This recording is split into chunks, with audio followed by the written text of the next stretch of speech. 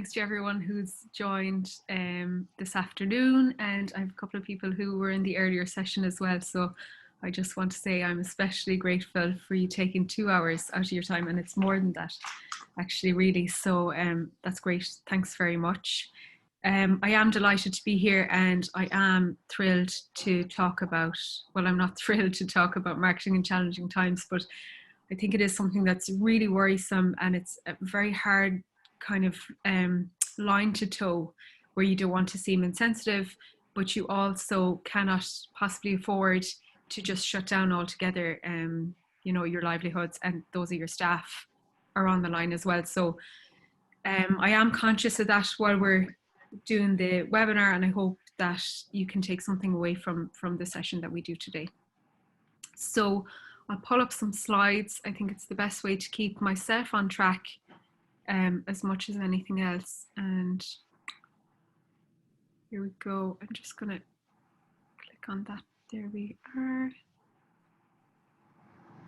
Here we go. Okay, marketing in challenging times. So what we're going to cover today, this is more of a deep dive, I think, for people who have their social media channels set up already. Maybe they have any following of any sort, but if you have a considerable following and you're conscious now that you were very active on social and now you've come to a semi-standstill and you just don't really know where to take it from here. So we have a little look at your social media insights. I have some samples there to talk through. Adapt and thrive, hero content and how to repurpose it, something I'm very passionate about, and then some sales funnels. The sales funnels is very detailed, so I've included a blog link where you can have another look at that and maybe take it a step further, because as I was putting the slides together, I just realized there's so much information there that it's very hard to give it the time it needs in the hour. So I've included some links that we'll send on after this. So brand marketing, this is basically the template that I follow for all digital campaigns. Earlier this morning, we had a look at branding bios and the audience. And now I want to have a move sideways where we know our SWOT analysis and our SMART goals. And if you've just joined this afternoon, your SWOT analysis and setting SMART goals for yourself is a really nice way to get yourself back on track. And I think especially with the SWOT analysis, you will realize where you might feel, if your business or your service is closed at the moment, you might think, you know, obviously you're worried and it's hard to know where to start with that. But when you actually lay down your strengths, weaknesses, opportunities and threats, you might be surprised by where there's opportunities where you would have previously thought that there just wasn't that hope at the moment. SMART goals, this really relates to your own marketing strategy and what you want to achieve with it. So setting goals that are specific, measurable, attainable, relevant and time bound. And this is especially true if you plan on engaging in any kind of paid advertising, whether it's traditional or digital. I think to have those SMART goals in mind really helps you have a look afterwards and just see if you're getting bang for your buck, as it were, just to make sure you're getting that value out of the investment that you're putting in. And then your strategy. So this is really where we focus our efforts today: a marketing strategy, content calendar or content plan, channel priority, e-commerce, your sales funnel, and then budget, if it's applicable. So actually, I'm just going to adjust my screen here slightly. There we go. Social media insights, which metrics to track. You don't need to use a third-party tool to check your insights. However, if you are tracking multiple pages and creating regular reports, it may be useful. Facebook Creator Tool now tracks insights for Facebook and Instagram, saving you time. Twitter Analytics and YouTube Analytics also display really valuable metrics to allow you to measure the success of your channels. Maybe actually before I take too much of a deep dive on this, I might just pose the question, does anyone track their analytics currently, or does anyone click into their insights on their social media channels?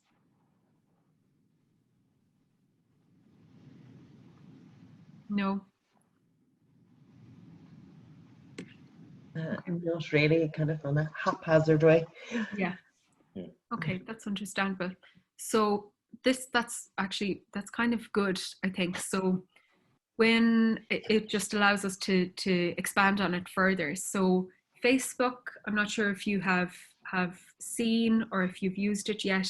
They recently, in the last, I would say 6 to 12 months possibly, launched a Facebook creator platform within Facebook business platform.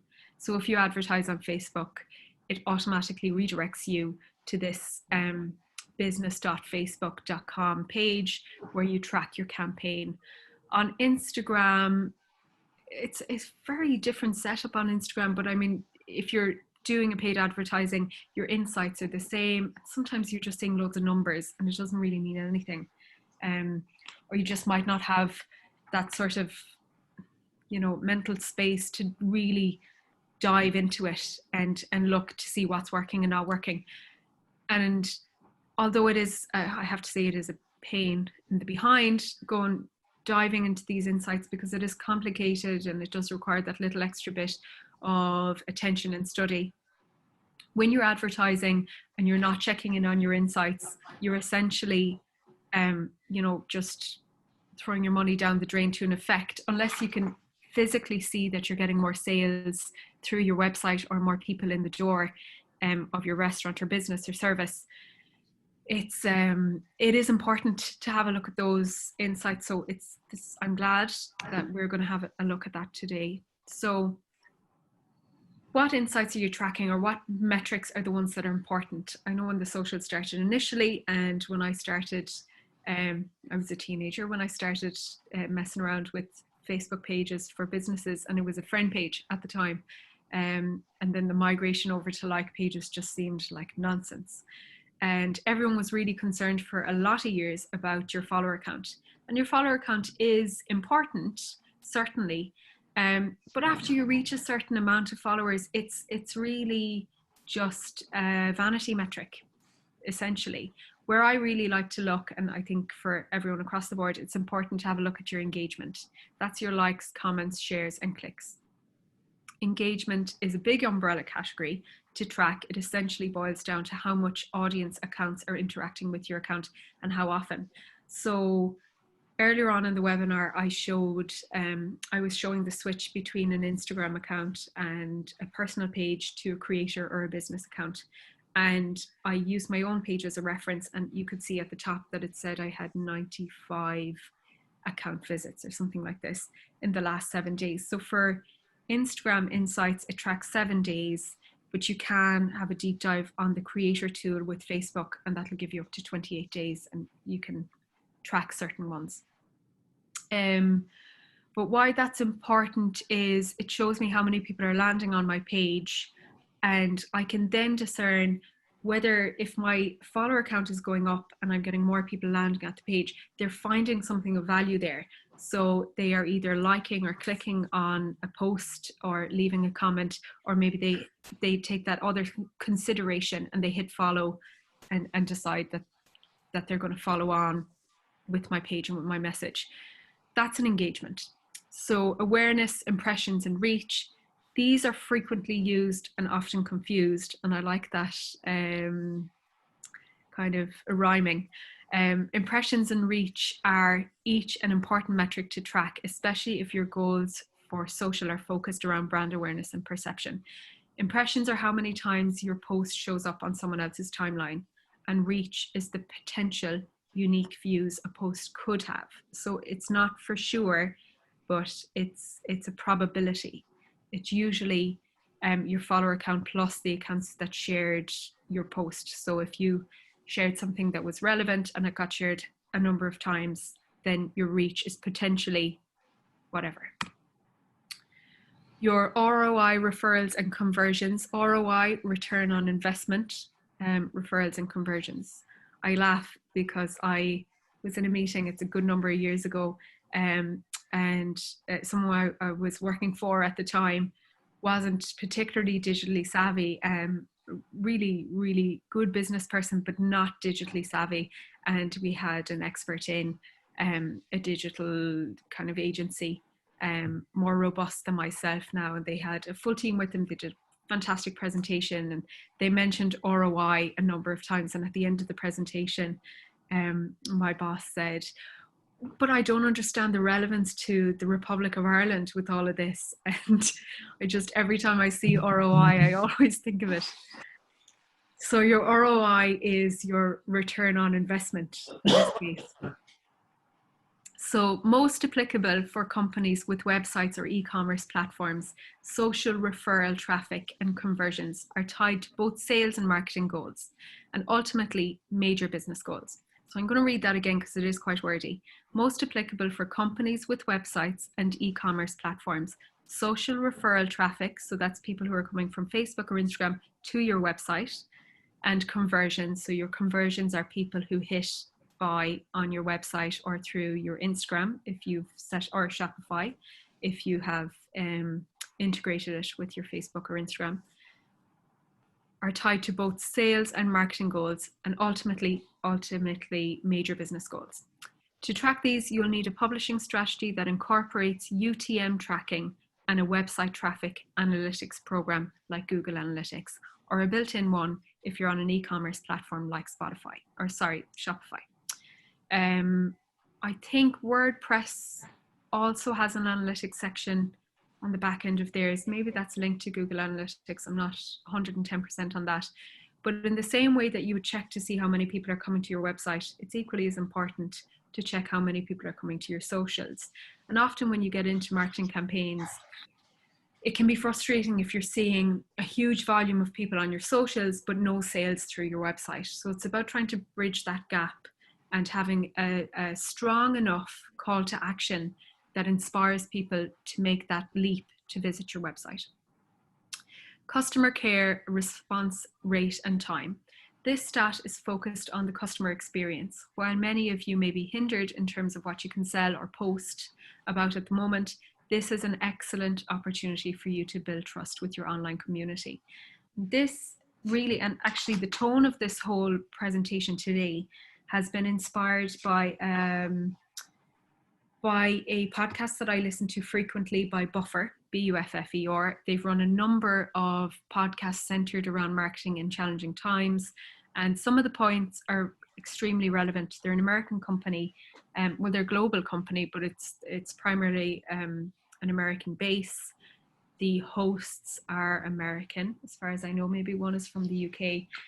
So it is a lot of American jargon, but their points are really precise. They get the point across. And one thing I have to say, and I always look to the Americans for digital strategy and what's coming down the line, because they're generally speaking ahead of us here in Ireland, is that they're really focused on community and building a kind of a group trust and a group experience where you have that personal one-to-one communication. They really value it across the board, and they really bring it into their digital strategies. It's a good idea. I work with a lot of musicians primarily, and artists, and a lot of them would have a global audience. And it is something, now it's easier for artists when you're talking about music. It is that thing, you're predisposed to a positive experience. People are generally coming because they like the music or they enjoy the performance. But it really is a good exercise in creating that community feel where you're trying to bridge that gap between the artist and their fan. But the same is relevant for a business. So it's about building that trust and creating this two-way dialogue. If someone takes the time to send you a DM, that you're back onto them and thanking them for their time and offering help and useful advice and guidance. And I guess at this time as well, people are looking for comfort. They're looking for guidance. They're looking for advice. They want people to tell them everything's going to be okay because everything is so uncertain. So although we can't promise everything's going to be okay, there are ways that you can adjust your tone and the copy that you're using. I would say if anyone has any content that was pre-planned or any kind of campaigns that you had pre-planned before COVID-19, throw them out the window or certainly revisit them in depth, because the tone isn't going to land now. The creative may not land now if you're using photos where people are grouped together. That's not a thing. So we would need to revisit that imagery and look at the tone and see what we're trying to sell now in this new landscape. So back to the analytics. I just pulled these from the Creator Studio. This, and sorry, actually the res is not great on this now that I have it blown up, but this shows the top line results, how many minutes viewed in terms of video. I mentioned it this morning and I'll mention it here again. Video is blown up, or it has blown up in recent weeks. And if you're doing video already, now is a really good time to build on that. If you have not been doing video and you're considering moving in that direction, I would say you need to be smart, because there's a lot of people out there doing it. And that's the point where you reevaluate your brand, ask yourself, what makes me unique? What's my X factor? What will make my video stand out compared to the hundreds of videos that are already out there? So on this particular one, we have 126,000 minute viewed, 20,000 video views. This is your 3-second video views. Engagement, 14,500. Now this is a bigger account, just to say. And then net followers are up by 1.2 thousand. I haven't seen those kind of stats on a Facebook page in months. In my opinion, Facebook, I had kind of written it off. And this is all organic. So you can see there on the side it says organic, 99.8% paid. I actually started an ad campaign for that brand 2 days ago, was it? Tuesday. I started it on Sunday and I pulled these slides yesterday. So there is that little bit, but primarily those stats are for organic content. So there's no money spent. And then you can see that 63% of the engagement there is from the content that's been posted. This is on the far right hand corner here. Shared then 36.6%. So that's the engagement. That's where someone shared this content. And 36% of the views came from the share. So that's a really positive stat for me. I'm looking at these stats saying, yes, we're on the right track. What we're doing is working. We have been doing lives. We've been doing a ton of video. We've always done video, but we've particularly ramped it up for this time because it is so popular and there is demand for it.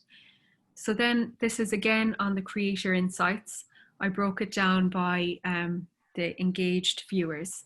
So 7.2 thousand engaged viewers, that's up 28% from the week previous. It gives a breakdown on the audience and gender. So 52% women, 48% men. That's good for me. I know I'm hitting down the middle. It's not particularly skewed one way or the other because this brand is not skewed one way or the other. If it was a beauty brand, it would be, I guess, most likely primarily female. If it was a DIY shop, I would like to see it being 50-50, but more than likely it might be slightly more skewed towards the males. My age demographic here on this one is 45 to 65 plus is where the bulk of my audience is here on Facebook. That rings true to me. That's what I've been seeing for the last couple of years. The countries where it's popular is Ireland, UK, United States, Canada, France. English is the primary language. It gives me this other information, which is fantastic and really easily accessible because it's not as easily accessible through the Facebook Insights tab on your like page. So I really like this new interface. So people are interested in music, life, food, home, Ireland, shopping and fashion, Time magazine, rock music, online shopping, business, entertainment. That rings true because it's an entertainment brand. Pages your engaged viewers like. They like Sharon Shannon, they like the Irish Post, they like Forgotten Ireland, they like RTE1 and independent.ie. Again, that all rings true for me. I'm glad to see that. Videos your engaged users are watching. This is new. It was buried deep in the Facebook Insights, but it was harder to get to. And sorry, one of them kind of does appear to be like, this getting girls' panties. It sounds like it might be something kind of pornographic. I don't know. but just for the purposes of this, I left it there because that's the insights that came up. But when I see something like this, the interest in the videos your engaged viewers are watching, that really gives me an insight into who my audience is and what they're interested in. If I was seeing a lot of, you know, heritage or history videos or something, I would be, you know, I would look at that with interest because it wouldn't necessarily be where I'm pitching this brand. Organization hacks, brilliant. Michelle Wolf at the White House, I presume because the American audience and the interest with Trump and all of that, that's coming there. And the third one, I'm sorry, I don't know. So then these stats then are taken from Instagram, if I'm not mistaken. So I'm not as active on Instagram with this brand, but it has been growing and we are seeing an increase in the impressions. So 17 website visits. I have done a little bit of paid advertising here.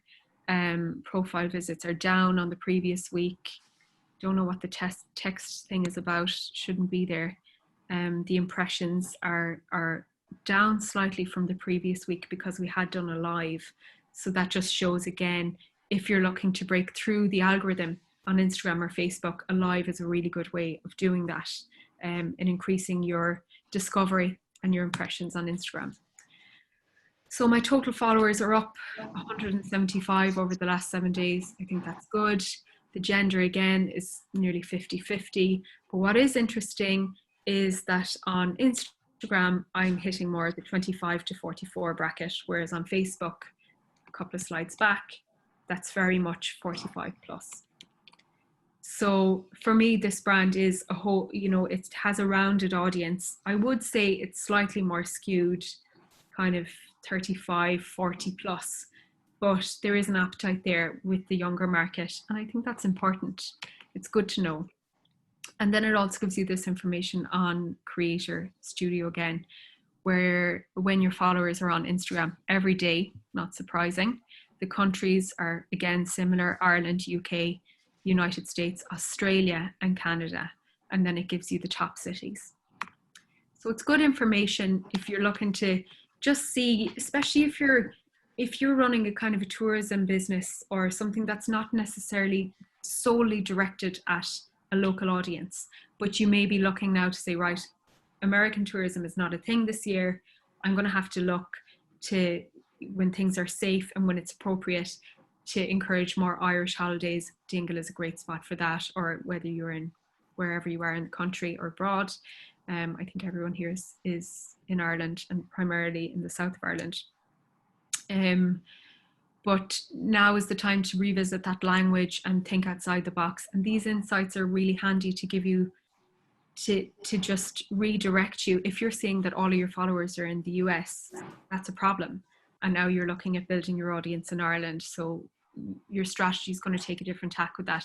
If you mainly get by on your tourism business, but when you look at your insights, all of your followers are in Ireland, that's really positive. So when you look at your SWOT analysis, your strengths, weaknesses, opportunity, and threats, that's an opportunity there. And it's a strength as well, because if your social media following is in Ireland, and if you look at your Google Analytics, and a lot of them are coming from Ireland as well, that's really helpful to you in encouraging people to revisit your service when it's back open, or if it's open now, instead of solely depending on tourism. Your engagement, so this is from Twitter, and this is just in the last 28 days. Twitter is a bit of a dark horse. I'm not a massive fan. I do use it. I don't give it a huge amount of attention. I probably do spend most of my time on YouTube, on Facebook, and on Instagram, because for me, it can be monetized and it can provide a second stream of income, or a passive stream of income if you're creating tutorials or anything like that.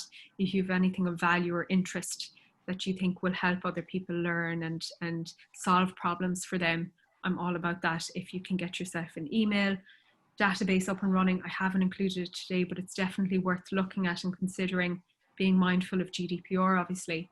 But e-marketing is a really cheap way of reaching your audience directly. It does show strong growth for conversions through a website, if that's your call to action, or if you're doing streaming or YouTube or something like that, the click-throughs are often very high compared to Twitter or Facebook. But Twitter gets really good impressions. We haven't shared many tweets in the last week, and this was what we were coming back with. So 6.7% engagement rate. You can see there's a massive spike there on the, I don't know, was the 19th Thursday, sometime last week. I would need to go back and look at that content. I'm pretty sure we were promoting something with a link back to a Patreon page, but I'd have to double check. But if I see a spike in attention like that, that got a lot of shares, people were interested, I'm going to do more of that. Link clicks were high earlier in the week, they've dropped off. Is that because I haven't been giving a strong enough call to action? Or is it because that particular piece of hero content that got the spike earlier has now dropped off? So maybe you could look at that again. This is the kind of stuff, again, I'm seeing that spike. I would go back and look at that and see what worked on that day and try to replicate it, do more of it. 1 o'clock. Okay, adapt and thrive. Before I move on to adapt and thrive, I see I have a couple of chats coming in there, so I'm just going to very briefly have a look at them. What's UTM tracking and recommendation for email database? Email database, I would say MailChimp is really good. It has a good integration with Canva, which I use to create my slides. I use them for graphics. If you're not a graphic designer, or if you're not very graphic design motivated and time poor, it's good. It is good. It's not as snazzy as Photoshop and Illustrator, the Adobe products, but unless you're willing to spend the time investing in learning how to use them and being really effective at them, Canva bridges that gap really nicely. And you can create newsletter templates and publish them directly to MailChimp. So that integration is nice. It integrates well as well with WordPress, if I'm not mistaken. So it's a good all-rounder. Is a live FB or Insta video better than one that is uploaded? Bit of both, I would say.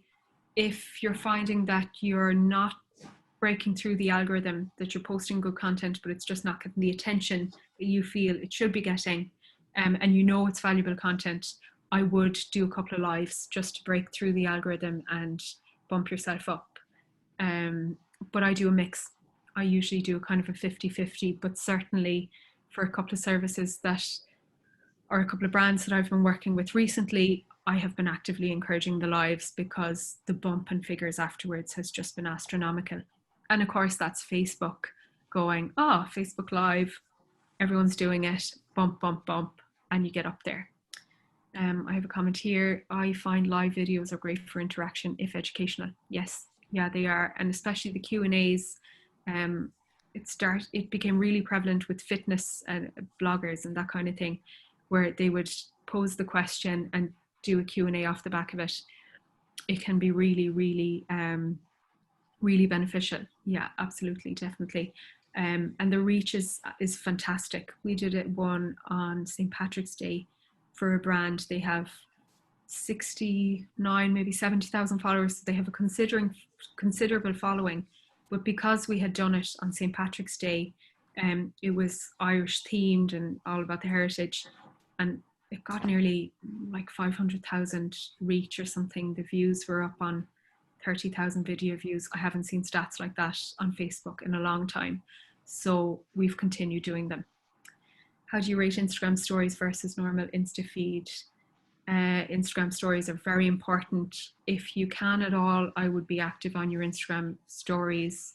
If your intention is to post to your feed 3 times a week, I would aim to be active on Instagram stories 5 to 6 days a week. The more you post, the more interaction you will get. I have been trialing it on my personal Instagram page. Usually anything I want to do with a brand, I trial it myself in some degree on my personal pages. And if you're posting daily, the amount of people who come back to your page, you can see on the stats. I have switched my personal page to a creator one so I get the insights.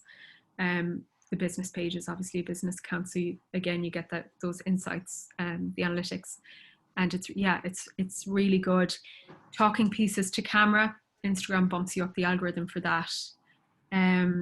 White photos with the whitewash behind them, kind of that light minimalist feel, Instagram loves that. It's a little bit trial and error. I'm not saying everyone has to put this white preset on all their images, not for a second. I think there's a lot of it out there and it's a little bit dull, if I'm honest. But there are some tips and tricks that you can do like that. Interactive stuff where you're getting people to actually click on your story, whether they're going to ask a question or answer a question, or, you know, you can do that thing where you hit the like, where you can put a love heart and people rate it. All of that is good for your positioning on the algorithm on Instagram. So I hope that answers the question. UTM tracking, I can't remember what UTM stands for. I think it's Universal Tracking Measure, and it's in analytics. I usually refer to someone I work with who does the website side of things, because I'm just not an expert at it and I'm not confident with it. So for UTM tracking or pixel tracking, anything like that, I usually have my colleague Andrew, and he places them. But it's essentially, if I'm not mistaken, it's a piece of code that you put into the back end of your WordPress or your email system in the HTML. And then that allows, when you're doing a paid advertising, it allows you to track the conversions. So you can see how much money you're spending versus how much money you're earning. That's the purpose of the UTM tracking. Okay, how to navigate digital marketing during this time. It's not the time for marketing opportunity. COVID-19 is not something to capitalize on. I don't think I even need to say that, but it merits saying anyway. However, although things are not business as usual, it's perfectly okay to market and sell your products or services. And I think certainly locally, a lot of people want to support local. There's been a huge effort nationally where people are encouraging consumers to buy locally and support locally. We've all been through, I feel like we're just recovering from the last crash and now coming into another one. It's just a little bit of a nightmare, and I think now is really the time to support each other and to build. And I think really that community build is a really good way to come around that. What worked then may not work now. Engagement is up. We're talking Christmas levels of engagement every day on social media. We have seen, and I pulled this off the Buffer podcast, I really do rate it, and I'll share a link to it with the slides after this as well. A 55% increase on LinkedIn, 23% increase on Twitter, 50% on Pinterest search, and 50% on Instagram and Facebook. Pinterest is a funny one because it's not widely used, and I kind of have mixed feelings about Pinterest. It's never been something that I've felt with a brand that I would concentrate my efforts on. But if I was an e-commerce site, if I was selling anything to do with interiors or fashion, digital marketing is a good one for infographics, maybe even video production companies. If you were doing an educational element where you spotlight product, it can be useful. It's really good for awareness and mood boarding. If you have an aesthetic that lends itself to that at all, I think the fashion one is a really good example, and probably because I use it for fashion myself, so sorry, probably being biased with that, but certainly for educational content, for DIY projects, very, very popular. So if you were, say, a home store and more, or a what do you call it? Oh, I can't remember the name of those shops you get wood and paint and everything in. What's it called? Woodies. Thank you. Yeah, I can't remember what a hardware shop. Sorry, a hardware shop. That was just a total brain fart. But if you're a hardware store, Pinterest could be a good one for you, because you could show how you can use some of the products you're selling in the shop to manufacture things in a DIY and position yourself there as an expert. If I was going to do Pinterest, I would also follow it up with a news section or a blog page on your website, and use the two of them to integrate back to each other. So if someone follows your DIY, they then are led back to your website to stay there to do the piece, rather than move away and find another thing like it on YouTube or something like that. YouTube might also be a good way to integrate. And that could be how you position yourself and spend your time and effort there rather than Facebook and Instagram. So, I mean, it's a little bit of a creative approach, but important nonetheless. I saw, oh, sugar, that slide didn't come out how I wanted it to look. Do you recommend an app to find the best hashtags, and if so, which one, or how do you find them? An app for hashtags, there are a number of them, and they're all a little bit spammy in my opinion, but I do reference them from time to time. Tagomatic is one. What I have started doing, and I really like it, it's a little bit more time consuming, but what I also do if I have a little bit of time is create an Excel sheet and create themes so that I have hashtags ready to go. So I would recommend 6 to 12 hashtags per post. Some are more popular than others, and you'll see as you're using them that you can tag into the ones that are driving engagement. I usually open Instagram on my browser and I put in, say, hashtag Love Ireland, and then a number of associated hashtags will come up underneath that are linked with that particular hashtag, and that's a really good reference point for research. If they all have millions of hashtags associated with them already, it's going to reduce your discoverability. So as in there's a lot of traffic. If there's 5 minutes, you know, it's like hashtag Christmas. Everyone uses hashtag Christmas. So if you're depending on that for searchability, you're going to be buried underneath 5 million hashtag Christmases. Whereas if there was hashtag Christmas 2020, it might be 1 million, and then hashtag Christmas 2020 something else might have 10,000. So I would use all three, and you would possibly get more traction off the one with the less, but with the less hashtags associated with it. But it's equally important to have some of the big ones. So if I was doing, usually for, I used to work with a Celtic music group, and I would always use hashtag the name of the group, hashtag Celtic music, hashtag Love Ireland, hashtag whatever, and they would all have millions. But then I would use a number of lesser known hashtags or I might have the name of the tour that people following their journey would engage actively with or follow. Yes, so we're seeing a lot of people using social for shared experiences. So we're trying to bridge that gap between the face-to-face and the virtual, and people are looking for comfort, guidance and advice. So if you're best placed to offer any of that, I think now is a good opportunity. Okay, COVID-19, this had 3 or 4 beautiful images that are now gone in place of some boxes. So please excuse the slide. Rethink your creative, emphasize safety and convenience, quick delivery and local access. If you're working with a global audience, consider virtual or remote content.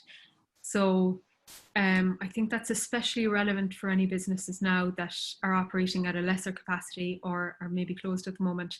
If you are open to business, I would emphasize, you know, if you were making food as an example, you're emphasizing that you're taking all the correct measures, that you're adhering to the government guidelines, that the hygiene is excellent, that the delivery system is safe, and that the ordering system is convenient. So you're just making it as easy as possible for people to access.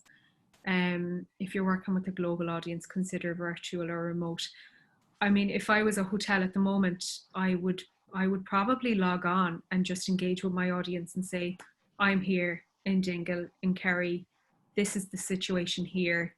I really, you know, miss being in the hotel, and we're missing all the tourists, and, you know, we just wanted to check in with all of you. And I guarantee you would have people from the world over saying, I'm tuning in from Austin. I was in your hotel 2 years ago. We had such an amazing time. I can't wait to visit again.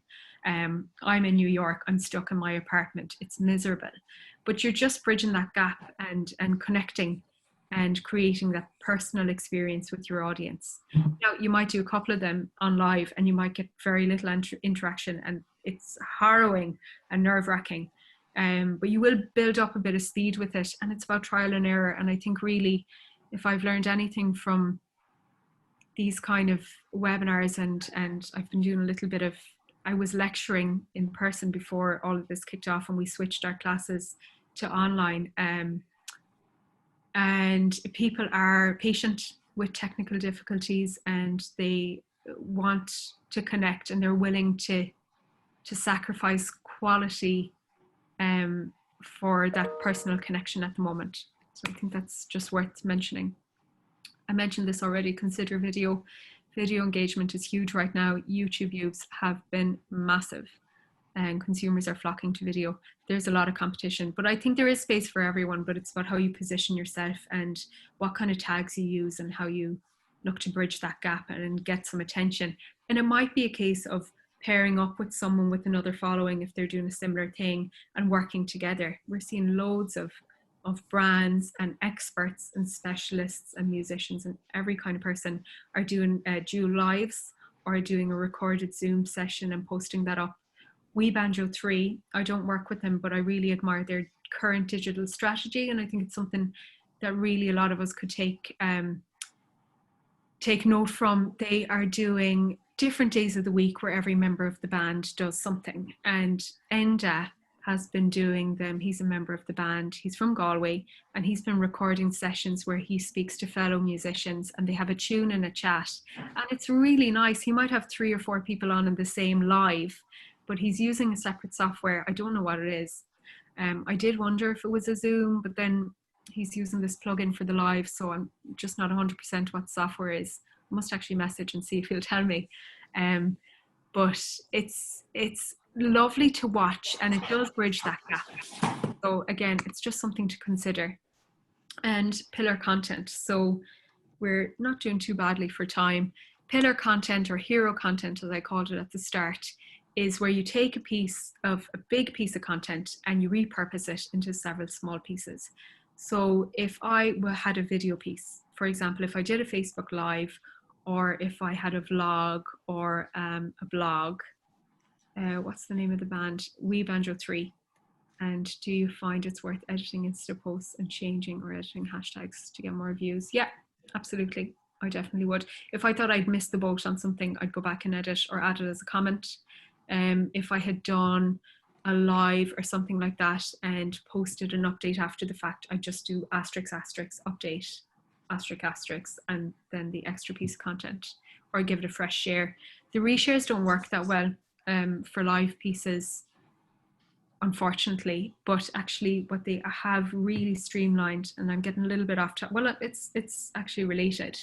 If you do a Facebook Live, you can download the live after the fact, which has been available to do for a long time, but it used to be really glitchy, and sometimes it would download and sometimes it wouldn't.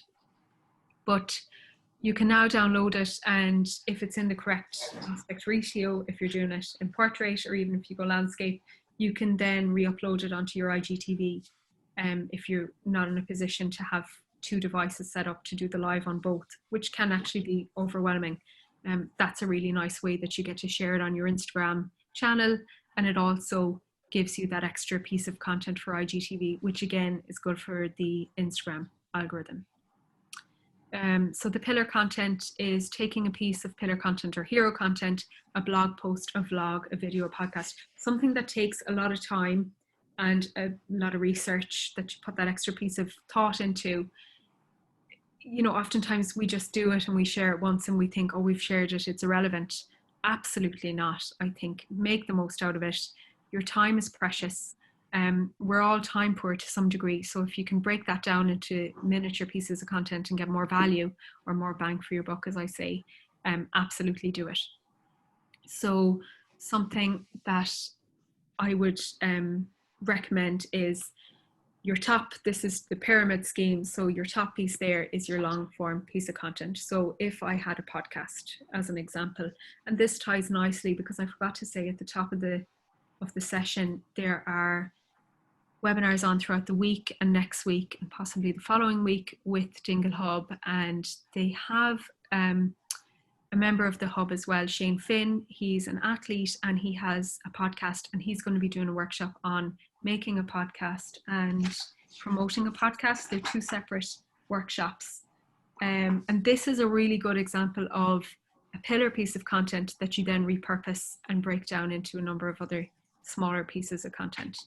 And then the other workshop, just to mention it, is Deanna. She's going to be doing some workshops. One of them is communicating with confidence for women, and she has another one, and I wrote the name of it here, working from home, which I think we've all found ourselves in to some degree, and it's not easy. It took me a while, and I've been working remotely for the last year, but once COVID-19 came into play, I just was so envious of anyone who, well, envious is the wrong word really, but I just felt so hard done by that I had to be in at the desk, and motivation was at an all-time low. And it is demotivating as well when everything's so uncertain. So I think there'd be two great workshops to go to. There is a third one, and I haven't written down the name of it. So, but all the information is on Dingle Hub if you'd like to look. And I think there are some spaces for, not all of them, but certainly for some. So back to the pillar piece of content, I was using the podcast as an example, which led me on to my side rant, breaking it down. So if your pillar piece of content, your podcast is an hour long, you can break it down into, you might pull two short pieces. There might be a really good quote in there. You can pull the audio of that quote, repurpose it onto a video piece with the call to action to listen to the podcast, or you might just take the graphics of that quote, the line, and paste it onto an image. Again, I use Canva, but if you're anyway skilled with graphic design, Photoshop or Illustrator or InDesign for Adobe would be great there as well. Create short form pieces, images, quotes, video cut downs, and share them and distribute them across all your channels. So taking the podcast as an example, create the podcast, upload it onto the relevant channels, Stitcher, iTunes, Spotify, what have you. Share the direct link to that on your social media channels, then come back later that day, a couple of days later, pull a quote from it, add that to a graphic, share it again, pull a short version. You might have a really good minute cut down of an interview or something interesting that was said, a good point to be made. Pull that, convert that onto a video and send that out again. There's a number of different apps and that kind of thing that you could use for the likes of that. Canva I use for images, or Photoshop if I'm feeling brave. I can't think of, I mean, for video, there's anything iMovie or Premiere Pro or Final Cut. They're all reasonably self-explanatory, and I think if you get the gist of one, you'll bumble your way through all of them. I'm not an editor by any means, but I can top and tail a piece of video and get by. And I think that's the point as well, just being comfortable with knowing you might be a little bit crap at something, but going for it anyway, or just not being embarrassed that you can't be professional at everything. And if you're professional at your brand and service, that's enough. Everything doesn't need to be top, but obviously if you have that expertise, that is amazing. So this is kind of the model that I would follow. Document, create, distribute, listen. So listen to what's coming back, what are the comments saying, and then document, create again. And that's kind of the cycle. Tone of voice. So these are ways we are helping rather than this is what we're selling. I'm sorry, actually I have a little glitch there now. Canva's letting me down on the formatting for this slide again.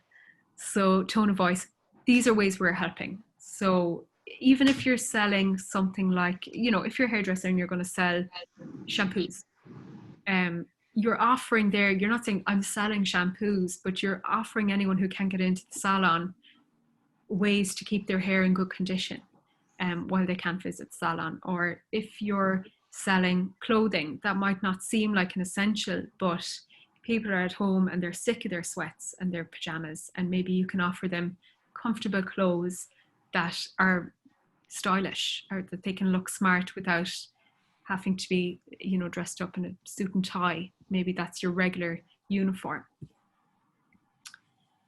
And I think OBS is a great free video software. Excellent, thank you. OBS is a great video software that offers a streaming audio that will live stream loads of platforms, FB Live, YouTube, and Zoom. Amazing, thank you very much. That's great. I'll write that down.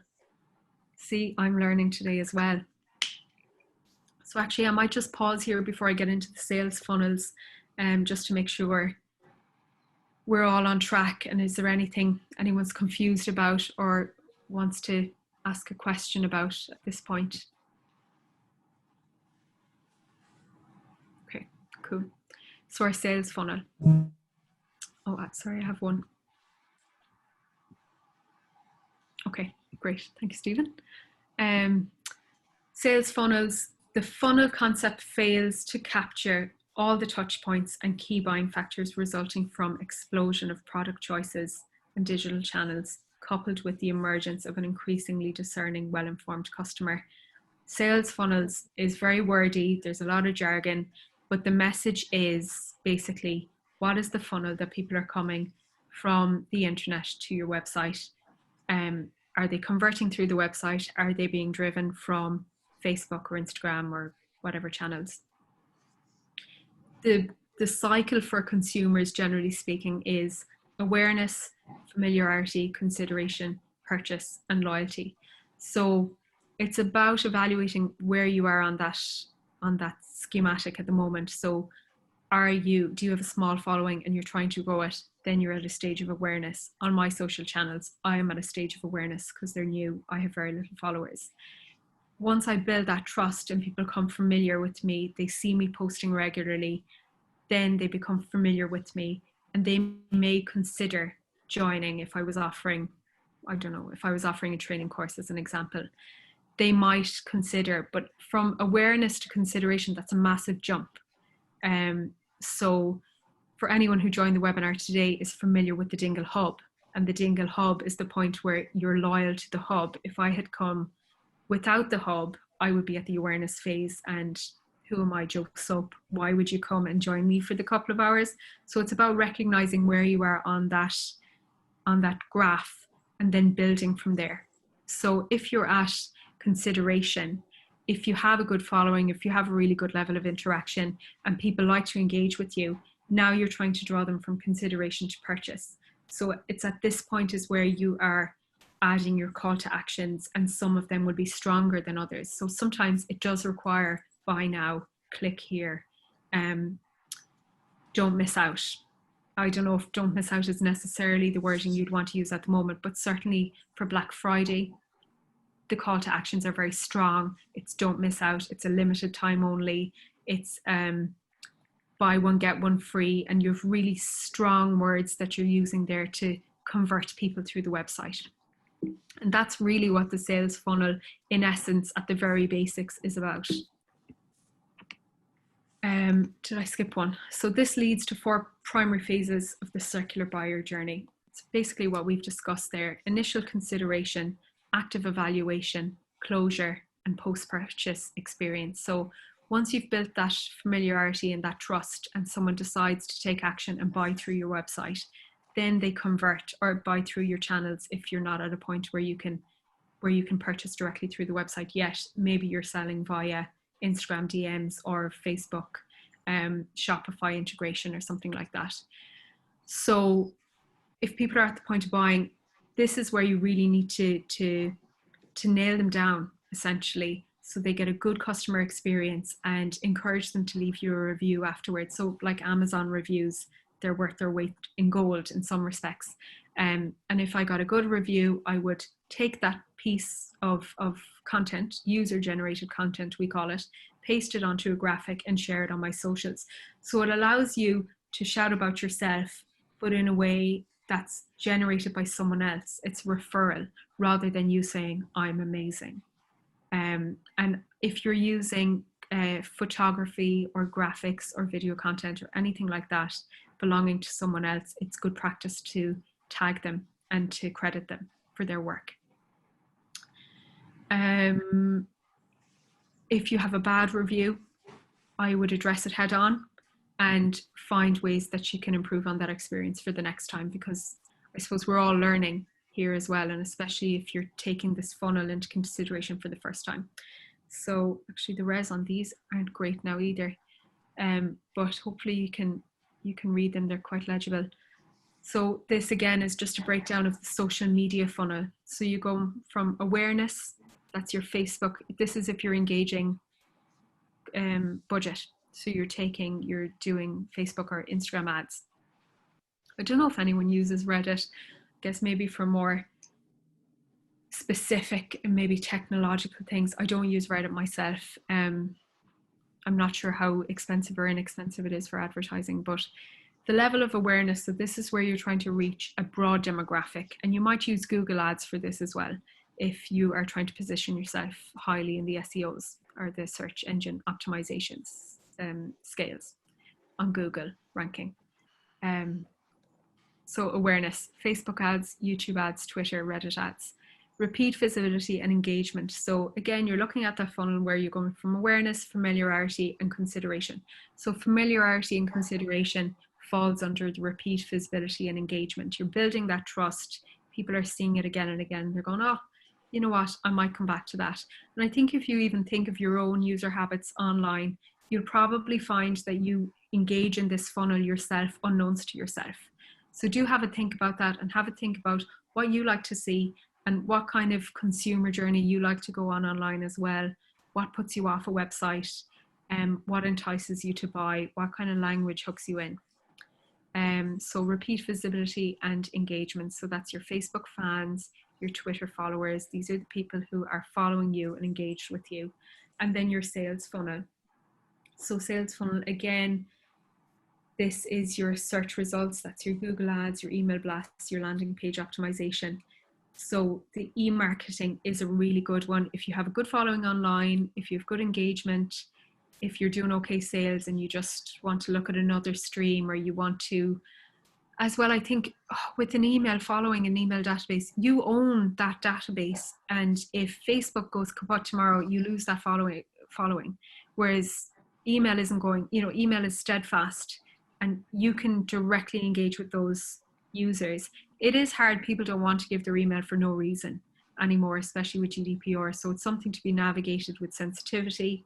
But it's absolutely a really good place if you're comfortable where you are digitally and you want to progress onto another avenue stream or revenue stream. I would consider building an email database, and that can be done through utilizing your current followings and adding a call to action to subscribe for something. So you would, I suppose, you really want to offer something of value. So it might be free delivery, it might be 10% off your first order, it might be a free ebook, it might be a series of tutorials that you offer exclusively to that database. You're giving something of value that's worth giving up your private email for. And then this is just a further breakdown then. So awareness, impressions, reach, video views. It's essentially what we've been talking about, but I suppose I think the language I have used is maybe easier than the graphs, but I think if you're coming back as a point of reference, it's useful to have the graphs for after the webinar. So again, your repeat visibility and engagement, that's your channel and the metrics that you are looking at. So that feeds into the insights that we discussed earlier. So you're looking at what are the engagements, what are the clicks, what are the audience size and impressions. So how many people am I reaching with this piece of advertising? Retargeting. To retarget is when you have engaged your audience. I'm trying to think how to explain this simply. It is quite simple, but you engage your audience and then you retarget them with a message. Some of the e-commerce sites do it really well. H&M, Debenhams used to do it really well. Woody's, any of the major e-commerce sites, you might click on an item and you're scrolling through your Facebook and it's coming up, or you're on Google and it comes up on the adverts there, the specific item you were looking at. So that is a prime example of excellent retargeting, where you glanced at something of interest and now it's feeding it back to you again and again and again. they say it takes 3 times before someone decides to hit buy. So that's the consideration to action journey. LinkedIn group, that's your members and engagements. Email, that's your subscribers, opens and clicks. For email subscribers, oftentimes, and I used to run into it a lot with the Celtic group I mentioned earlier, they had nearly 1 million email subscribers, but when I would send an e-blast, the open rate was roughly 20%. And that was relatively high for what we were selling or talking about or drawing attention to. So not to be too disheartened if you have 4,000 followers, but actually only 1,000 people are engaging with the emails you send.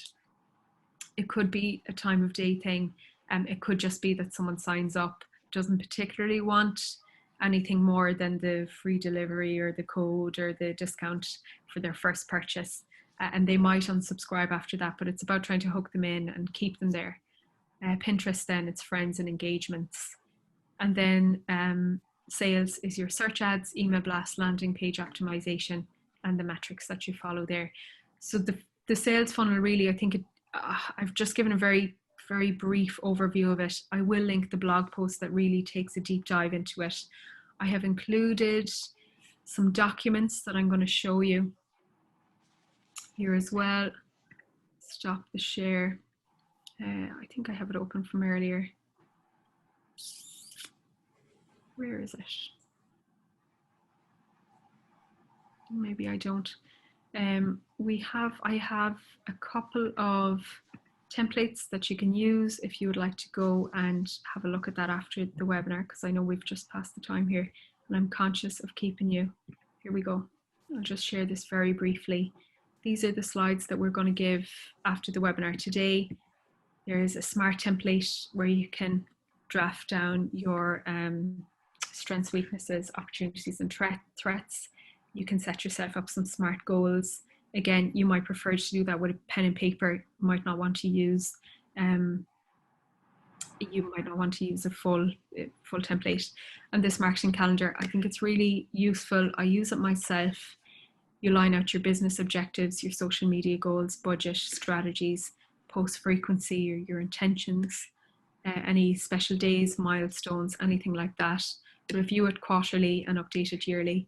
It's really useful for just putting pen to paper and making yourself accountable, I guess, as much as anything else. And then that's just a monthly template then where you might look to add your dates if you're planning to put together a robust content strategy where you want to keep track of how often you're posting, etc. So that's it. That's the webinar.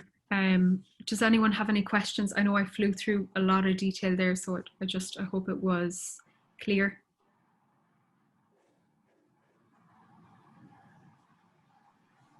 Everyone's happy. That's good.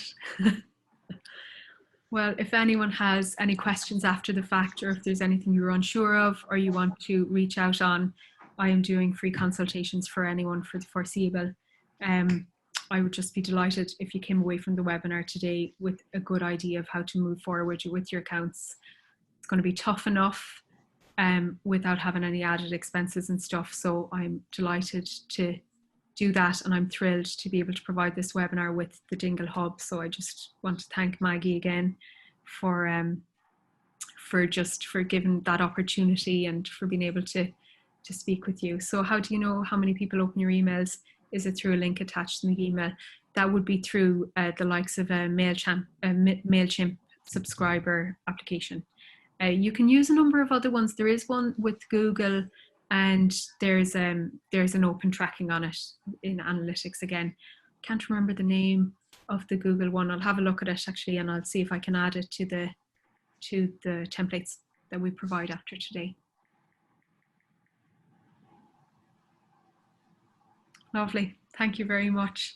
That was great. Thanks for your time again, and it was great to meet you and to speak with you, and I hope to see you soon and to actually be able to see you face to face in the streets if you're living locally.